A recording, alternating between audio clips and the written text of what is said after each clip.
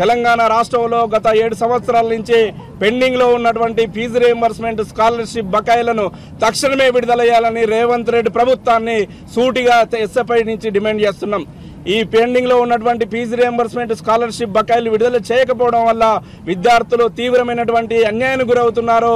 పై చదువులు చదువుకోవడానికి యాజమాన్యాలు, ప్రైవేటు కార్పొరేట్ యాజమాన్యాలు సర్టిఫికెట్లు కూడా ఇచ్చేటువంటి పరిస్థితులు లేదు. ఈరోజు చదువుకోవడానికి కానీ లేదంటే ఏదైనా ఉద్యోగం చేయడానికి కూడా చదువు పూర్తయిన తర్వాత కూడా సర్టిఫికెట్ తీసుకునేటువంటి పరిస్థితి లేదు. ఈరోజు గత 10 ఏళ్ల టీఆర్ఎస్ ప్రభుత్వ పాలనలో విద్యారంగం మొత్తం పూర్తిగా ధ్వంసమైంది. రీయింబర్స్మెంట్ స్కాలర్షిప్ బకాయిలు విడుదల చేయడంలో తీవ్రమైనటువంటి జాప్యం చేశారు.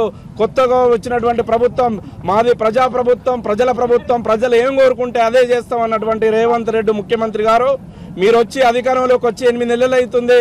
ఎందుకు విద్యారంగంలో ఉన్నటువంటి సమస్యలు పరిష్కారం చేయట్లేదని మేము అడుగుతున్నాం. ఎందుకు మీరు కూడా గత ప్రభుత్వం లాగా ఈ 7-8 నెలలు అవుతుంది ఎందుకు రీయింబర్స్మెంట్ స్కాలర్షిప్ బకాయిలు ఎందుకు విడుదల చేయట్లేదు, విద్యారంగాన్ని ఎందుకు పూర్తి స్థాయిలో సమీక్ష చేయట్లేదని మీ సందర్భంగా అడుగుతూ ప్రధానంగా ఈరోజు విద్యాశాఖ మంత్రి లేకపోవడం వల్ల సమస్యలు పేరుకపోతున్నాయి. మీరు ముఖ్యమంత్రిగా ఉండి అధికారాన్ని కాపాడుకోవడానికి ఇతర ఎమ్మెల్యేలు కొనుక్కునేటువంటి పరిస్థితులు ఉంటే ఒకవైపు విద్యారంగంలో అనేక సమస్యలు ఉన్నాయి. రీయింబర్స్మెంట్ స్కాలర్షిప్ బకాయిలు లేవు. సంక్షేమ హాస్టళ్లు చాలా అధ్వానంగా అనాథ కేంద్రాలుగా మారినటువంటి పరిస్థితి ఉంది. గురుకులాలకు సొంత భవనాలు లేవు. సమస్యలు మొత్తం సమస్యలు కోకొల్లలుగా ఉన్నాయి. ఈరోజు విద్యారంగం ఒకవైపు ప్రైవేటు కార్పొరేట్ విద్యా సంస్థలు యథేచ్ఛంగా ఫీజుల దోపిడీకి పాల్పడుతుంటే ఫీజుల నియంత్రణ చట్టం తీసుకొస్తామని చెప్పినటువంటి ముఖ్యమంత్రి మీ మాటలు ఏమైనాయని ఈ సందర్భంగా అడుగుతున్నాం.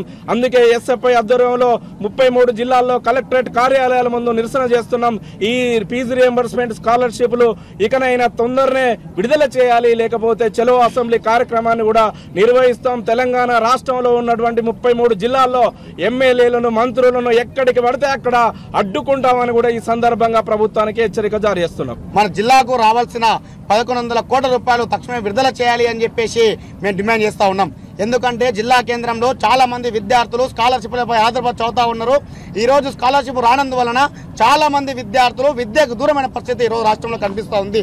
మేము ఒకటే చెప్తా ఉన్నాం ప్రభుత్వానికి, ఒక విద్యార్థి చదువు కోల్పోయిండు, చదువు లాస్ అయ్యిండు అంటే అది విద్యార్థి తప్పు కాదు, ప్రభుత్వాది తప్పు అని చెప్పేసి మేము తెలియజేస్తా ఉన్నాం. తెలంగాణ రాష్ట్ర వ్యాప్తంగా ప్రతి సంవత్సరం 14 లక్షల మంది విద్యార్థులు స్కాలర్షిప్ అప్లై చేస్తా ఉన్నారు. సంవత్సరానికి 3000 కోట్ల రూపాయలు ఇవ్వాల్సిన అవసరం ఉంది. 2019 నుంచి 2024 వరకు అంటే దాదాపుగా 6 సంవత్సరాల కాలం పాటు స్కాలర్షిప్ ఇవ్వలేని పరిస్థితి. మేము ఒకటే డిమాండ్ చేస్తా ఉన్నాం, తక్షణమే స్కాలర్షిప్ విడుదల చేయాలి. విద్యార్థుల భవిష్యత్తు నాశనం చేయకుండా ప్రభుత్వం చొరవ తీసుకోవాలి. చాలా మంది విద్యార్థులు చదువు దూరమై ఈరోజు పంట పొలాలకు కానీ కంపెనీలకు కానీ వెళ్లే పరిస్థితి ఈరోజు రాష్ట్రంలో మహబూబ్నగర్ జిల్లా కేంద్రం కనిపిస్తా ఉంది. స్కాలర్షిప్ విడుదల చేయకుంటే భవిష్యత్తులో పెద్ద ఎత్తున ఆందోళన చేయడానికి సిద్ధంగా ఉంటామని చెప్పేసి మీడియా ముఖంగా హెచ్చరిస్తా ఉన్నాం.